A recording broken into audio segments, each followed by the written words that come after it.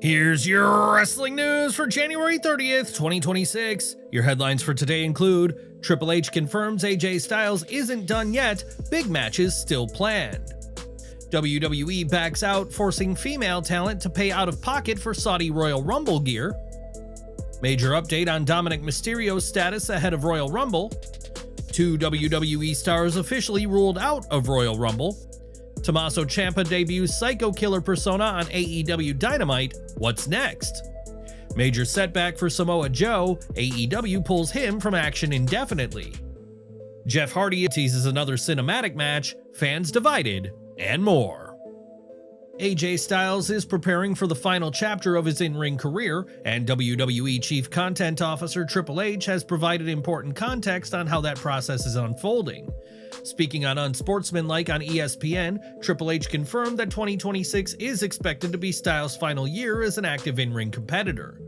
Crucially, he also revealed that Styles is heavily involved behind the scenes each week, actively planning his remaining matches. He has a lot of goals and a lot of people. I know he's with me every week making a list of people that he would want to face and that he wants to meet in the ring before he retires. Those comments take on added significance as Styles heads into a career-on-the-line match against Gunther at this weekend's Royal Rumble. Multiple reports in recent weeks have suggested that the Royal Rumble was being discussed internally as a potential endpoint for Styles' in-ring run if he were to lose. However, Triple H's remarks strongly suggest that WWE is not heading in that direction, and that AJ Styles' career will not come to an end in February 2026. The exact date of Styles' contract expiration remains unclear, with some reports suggesting it could end on the day of the Royal Rumble, while others claim it runs through the end of 2026. Regardless, Triple H's comments strongly indicate that Styles' run with WWE is not ending anytime soon. The fact that Styles is actively compiling a list of opponents he still wants to face further indicates that he is likely to remain active for much of 2026, with potential involvement in major premium live events such as WrestleMania and SummerSlam. Adding further intrigue, 2 recent trademark filings have surfaced with the United States Patent and Trademark Office, submitted by Alan Jones, Styles' legal name. These filings suggest long-term planning that may extend beyond WWE television. The first application seeks to trademark the phenomenal AJ Styles for wrestling exhibitions, live performances, and wrestling-related content, with first use listed as December 2000.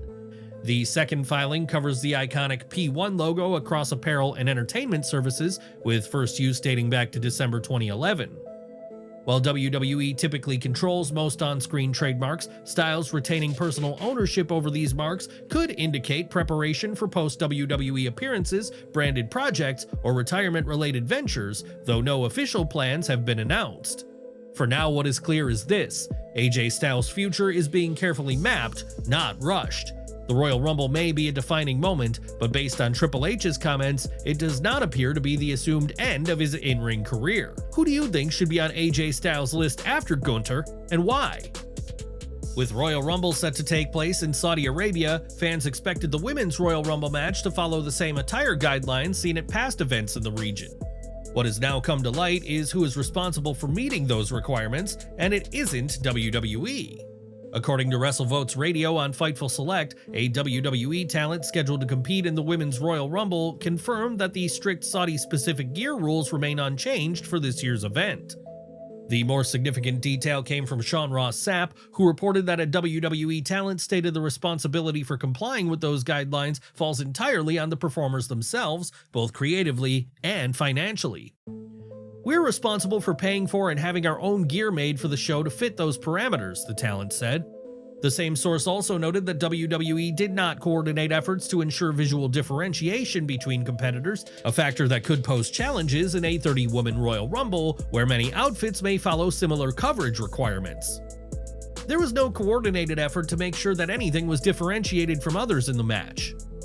While WWE's Saudi Arabia events have long required presentation adjustments, this report makes it clear that female talent are expected to independently manage those changes, even when the restrictions are tied to the location rather than character or storyline. The update highlights just how much of the burden, from design to cost, rests with the wrestlers themselves. Should WWE be covering the cost of Saudi-specific ring gear, or is it reasonable for talent to handle those expenses on their own? Enjoying the video? A quick like goes a long way in helping us grow and deliver more wrestling news you care about. With the Royal Rumble just days away, attention has shifted to which names could still factor into the match and which are likely going to miss out, with Dominik Mysterio emerging as a major question mark. The Intercontinental Champion has been sidelined since suffering a shoulder injury at AAA's Guerrera de Titanes on December 20th. That injury occurred during a tag match when his father Rey Mysterio countered a suplex into a DDT, leading to an awkward landing on Dominik's shoulder in the closing moments of the bout. On January 29, 2026, just 2 days before the Royal Rumble, Dominik made a surprise appearance at the Future Stars of Wrestling Arena in Las Vegas. Sharing a photo of the visit, the FSW account wrote, "Great to have WWE Intercontinental Champion Dominik Mysterio at the FSW Vegas Arena. Hopefully he listened to all the advice we gave him and help him get over." Dominik's appearance comes weeks after the Wrestling Observer newsletter reported that he would not require surgery for the shoulder injury and was expected to miss approximately 3 to 4 weeks.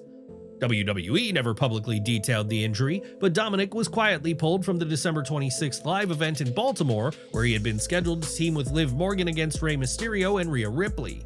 He was replaced by Grayson Waller, and his absence was later acknowledged on the December 29th episode of Raw when Liv stated, "Daddy Dom is out."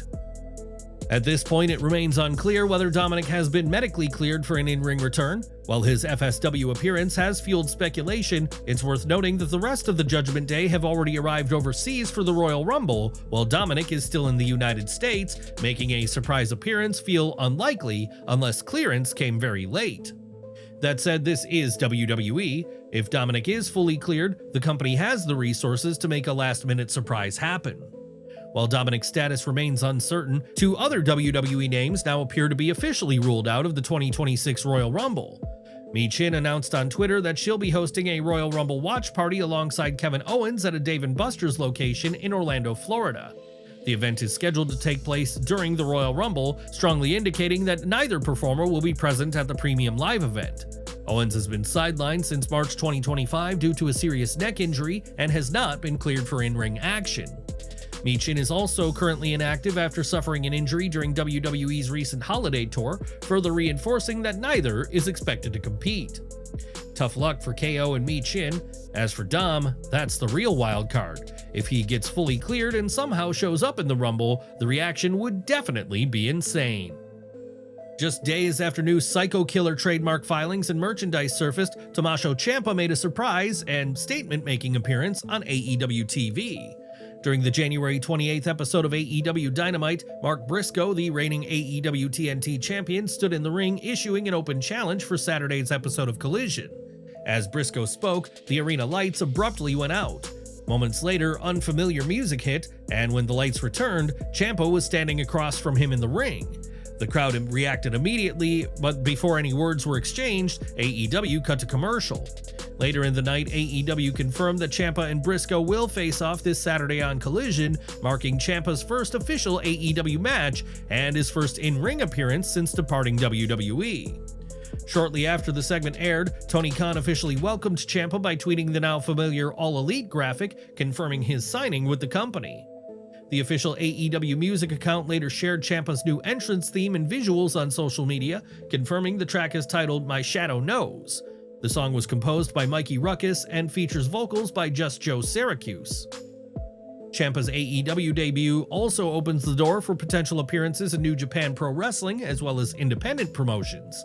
With his AEW contract confirmed and a TNT Championship match scheduled almost immediately, Tommaso Ciampa has wasted no time establishing his presence, and AEW appears ready to position him as a major player from day one. Samoa Joe is officially sidelined. During the January 28th episode of AEW Dynamite, commentator Excalibur confirmed that the former AEW World Champion has not been medically cleared to compete after suffering a non-contact injury during training. AEW did not provide additional medical details, and there is currently no timetable for Joe's return. Joe has been active at the top of AEW programming throughout late 2025 and early 2026. He last held the AEW World Championship until losing it to MJF at World's End last month in a 4-way match that also included Hangman Page and Swerve Strickland. Following that loss, Joe and the Ops dropped the AEW World Trios Championships to Page and Jet Speed on the January 17th episode of Collision. That match also marked the final AEW appearance of Powerhouse Hobbs, who has since signed with WWE. Joe's most recent match took place on the January 21st episode of Dynamite, where he defeated Mike Bailey in singles competition. At the time, Joe appeared positioned for another run toward the AEW World Championship before the injury halted those plans. With Joe unavailable, AEW has moved forward with a revised championship picture. As announced by Tony Schiavone on this week's Dynamite, Kenny Omega, Andrade El Idolo, Swerve Strickland, and Hangman Page are now the top 4 contenders. The top 2 will face off at Grand Slam Australia next month, with the winner earning a world title shot at Revolution. For now, Samoa Joe's status remains uncertain, leaving AEW's main event scene to evolve without one of its most dominant forces, at least temporarily. WWE 2K26 has moved one step closer to its official reveal, and a new listing has confirmed a major shift for the franchise. The entertainment software rating board has officially rated WWE 2K26 as T for teen, citing content that includes blood, language, suggestive themes, and violence. The rating also notes in-game purchases with randomized items, along with online user interaction. More notably, the ESRB listing confirms that WWE 2K26 is being developed exclusively for current generation platforms. The game is listed only for PlayStation 5, PlayStation Series X and S, Nintendo Switch 2, and PC. There are no PlayStation 4 or Xbox One versions referenced, signaling the end of cross-generation support for the series. That decision marks a significant change for the modern WWE 2K era and suggests that 2K Games is fully committing to newer hardware, likely allowing for expanded features, improved performance, and more advanced visuals. Meanwhile, additional details continue to surface through reporting. A recent leak via Deal Labs magazine claims WWE 2K26 is targeting a Friday, March 13, 2026 release date, aligning with WWE's traditional WrestleMania season launch window. The same report indicates that 3 special editions are planned: Attitude Era Edition, Monday Night War Edition, King of Kings Edition featuring Triple H. The Standard Edition cover star has not yet been revealed, however, reports suggest that CM Punk is expected to be the centerpiece of this year's showcase mode, which would place his career at the heart of the game's story-driven experience. Speculation has also been fueled by a recent teaser video from WWE Games, which features stylized locker rooms, backstage visuals, and props associated with Attitude Era themes. While no official announcement has been made, sources indicate that a full reveal is expected on January 30th, with pre-orders potentially going live the same day. If accurate, WWE 2K26 won't just usher in a new chapter for the series, it'll do so by leaving older consoles behind entirely. Jeff Hardy is ready to dive back into cinematic wrestling, this time with a fresh concept that flips the script on what fans might expect. In a recent interview with Chris Van Vliet, Jeff revealed that he's been developing his own twist on the final deletion, but with an entirely new energy and persona behind it. Hardy described the idea as part of his creative evolution in TNA wrestling, tying it to his recent injury recovery and personal growth. He's calling the concept the final recovery, and it could feature an enlightened Jeff Hardy clashing with Matt Hardy's broken persona. One thing before I forget, like we were talking about the end earlier, I gotta get Matt on board, hopefully TNA on board, but as far as ideas and things left to do, I've mentioned it to Matt briefly, but I have this weird version of the final deletion, and the idea would be, the match would be called the final recovery, but it's like the opposite of final deletion. Jeff explained that the concept would lean into a different side of his character, something more peaceful and self-aware rather than chaotic and broken. It's more like an enlightened Jeff Hardy versus maybe broken Matt or maybe regular Matt Hardy, but some really big ideas, man. I'm looking forward to bringing it to life. When Matt asked whether this new version of Jeff would carry any ego, Jeff responded with a spiritual twist. He's modest, no ego, no attachments, has no attachments to this life here on the planet, no attachments, so he is good in any dimension. Jeff closed by teasing fans who have followed his journey since the days of Brother Nero and Willow, the final recovery coming in before 2030. Whether this concept ever materializes on screen or not, it's clear Jeff Hardy remains creatively driven and still dreaming big after decades in the ring. Would you be interested in such match types? Share your views below. Don't miss our next video coming at 5:30 p.m. Eastern with all the latest wrestling updates. Smash that bell icon and select all notifications so you're always in the loop.